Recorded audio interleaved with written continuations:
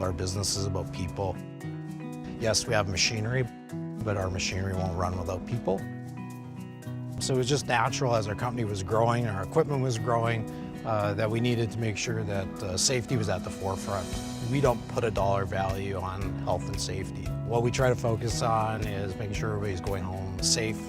We're focusing more on measures that are more predictive and leading to see that the chance of injury or incident in our plant is diminishing. Our ownership group puts safety first. It's never a question. They really empower us as managers to put forth what's needed to have our plants succeeding and to be world class when it comes to health and safety. So whether that's financial support or support for programs, support for doing NIOSH week where we focus on health and safety initiatives for the entire week, it's continually there. Today we've got people that want to join our workforce. They see us as progressive, investing in equipment, investing in our programs, investing in our people. So it's changed our ability to hire and have good workforce. The safety improvements we put in this plant will allow me to go home and sleep soundly knowing that our employees are safe.